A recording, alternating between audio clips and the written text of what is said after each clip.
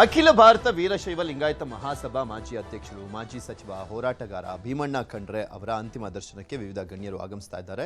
ಬೀದರ್ನ ಬಾಲ್ಕಿಯಲ್ಲಿರುವಂತಹ ಸಚಿವ ಈಶ್ವರ್ ಖಂಡ್ರೆ ನಿವಾಸದ ಬಳಿ ಅಂತಿಮ ದರ್ಶನಕ್ಕೆ ವ್ಯವಸ್ಥೆ ಮಾಡಲಾಗಿದೆ. ತಂದೆಯ ಅಂತಿಮ ವಿಧಿವಿಧಾನದ ಪೂಜೆ ವೇಳೆ ಸಚಿವ ಈಶ್ವರ್ ಖಂಡ್ರೆ ಕಣ್ಣೀರನ್ನು ಹಾಕಿದ್ದು ಮಧ್ಯಾಹ್ನ 2 ಗಂಟೆವರೆಗೂ ಸಾರ್ವಜನಿಕ ದರ್ಶನಕ್ಕೆ ಅವಕಾಶವನ್ನು ಕೊಡಲಾಗಿದೆ. ಪಾರ್ಥಿವ ಶರೀರದ ಮೇಲೆ ರಾಷ್ಟ್ರಧ್ವಜ ಹೊರಿಸಿ ಸರ್ಕಾರಿ ಗೌರವವನ್ನು ಕೊಡಲಾಗಿದೆ. ರಂಭಾಪುರಿ ಶ್ರೀಗಳು ಸೇರಿದಂತೆ ವಿವಿಧ ಮಠಾಧೀಶರು ಭೀಮಣ್ಣ ಖಂಡ್ರೆ ಅವರಿಗೆ ಅಂತಿಮ ನಮನವನ್ನು ಸಲ್ಲಿಸಿದರು. ಕೆಲ ಹೊತ್ತಲ್ಲೇ ಸಿಎಂ ಬಾಲ್ಕಿಗೆ ತೆರಳಿದ್ದಾರೆ. ಇನ್ನು ದೆಹಲಿಯಲ್ಲಿರುವಂತಹ ಡಿಸಿಎಂ ಡಿಕೆಶಿ ಬಾಲ್ಕಿಗೆ ಆಗಮಿಸಲಿದ್ದು ಅಂತಿಮ ದರ್ಶನದ ಬಳಿಕ ದೆಹಲಿಗೆ ವಾಪಸ್ ಆಗಲಿದ್ದಾರೆ.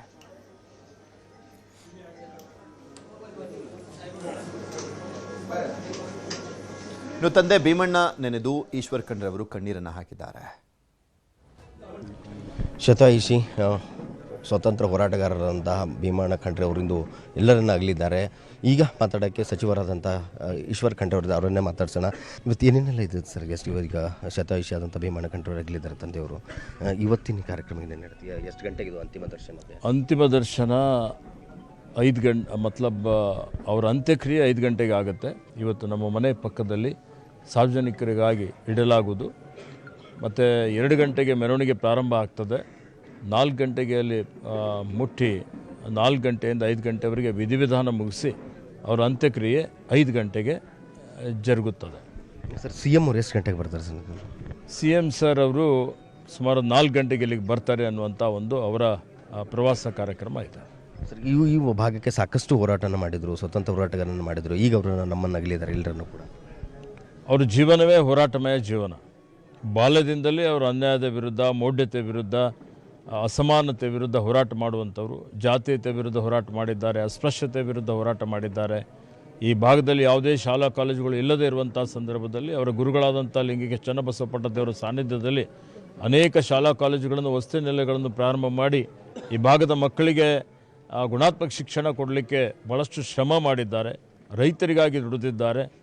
60-70ರ ದಶಕದಲ್ಲಿ ಪ್ರಥಮವಾಗಿ ಈ ಒಂದು ಕಲ್ಯಾಣ ಕರ್ನಾಟಕದಲ್ಲಿ ಸಹಕಾರ ಕ್ಷೇತ್ರದಲ್ಲಿ ಸಕ್ಕರೆ ಕಾರ್ಖಾನೆ ನಿರ್ಮಾಣ ಮಾಡಿ ರೈತರಿಗೆ ಒಂದು ರೀತಿಯಲ್ಲಿ ಕಾಮಧೇನು ಅಂತ ಹೇಳ್ಬೋದು, ಸಾವಿರಾರು ಜನರಿಗೆ ಉದ್ಯೋಗ ಕಲ್ಪಿಸಿಕೊಟ್ಟು ಮತ್ತು ಆಮೇಲೆ ಕಬ್ಬು ಜಾಸ್ತಿ ಆದಮೇಲೆ ಇನ್ನೊಂದು ಸಹಕಾರ ಸಕ್ಕರೆ ಕಾರ್ಖಾನೆ ನಿರ್ಮಾಣ ಮಾಡಿದಂಥವರು. ಅಖಿಲ ಭಾರತ ವೀರಶೈವ ಲಿಂಗಾಯತ ಮಹಾಸಭೆ ಅಧ್ಯಕ್ಷರಾಗಿ 12 ವರ್ಷ ಇವತ್ತು ಸಮಾಜ ಸಂಘಟನೆ ಮಾಡುವಂಥ ಕೆಲಸವನ್ನು ಮಾಡಿದ್ದಾರೆ. ಕಾಂಗ್ರೆಸ್ ಪಕ್ಷದ ನಿಷ್ಠಾವಂತ ಮುಖಂಡರಾಗಿ ಪಕ್ಷ ಸಂಘಟನೆಗಾಗಿ ದುಡಿದಿದ್ದಾರೆ. ಶಾಸಕರಾಗಿ, ವಿಧಾನ ಪರಿಷತ್ ಸದಸ್ಯರಾಗಿ, ಇವತ್ತು ಸಚಿವರಾಗಿ ಈ ರಾಜ್ಯದ ಅಭಿವೃದ್ಧಿಗಾಗಿ, ಏಳಿಗೆಗಾಗಿ ದುಡಿದಿದ್ದಾರೆ. ಮತ್ತು ಇವತ್ತು ಅವರ ಅಪಾರವಾದಂಥ ಮೌಲ್ಯಾಧಾರಿತವಾದಂಥ ರಾಜಕಾರಣ ಮಾಡಿದ್ದಾರೆ. ಅತ್ಯಂತ ಸರಳ ಜೀವನ, ಅಷ್ಟೇ ನಿಷ್ಠುರವಾಗಿ ಇದ್ದರು.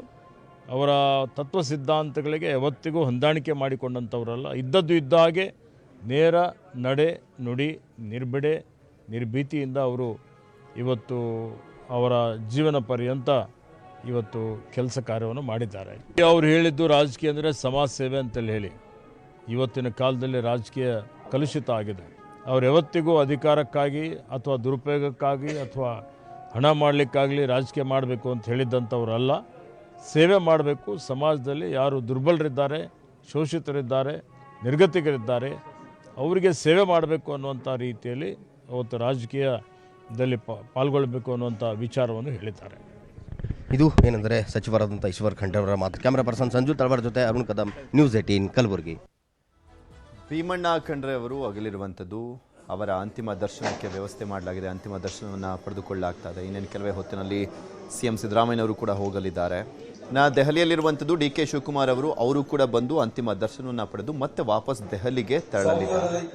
ತಂದೆಯ ನೆನೆದು ಕಣ್ಣೀರನ್ನು ಹಾಕಿದ್ರು ಅರಣ್ಯ ಸಚಿವರಾಗಿರುವಂಥ ಈಶ್ವರ್ ಖಂಡ್ರೆ ಅವರು. ದೊಡ್ಡ ಹೆಸರನ್ನು ಮಾಡಿದ್ದಾರೆ ಉತ್ತರ ಕರ್ನಾಟಕ ಭಾಗದಲ್ಲಿ, ಸ್ಪೆಷಲಿ ಕಲ್ಯಾಣ ಕರ್ನಾಟಕ ಭಾಗದಲ್ಲಿ.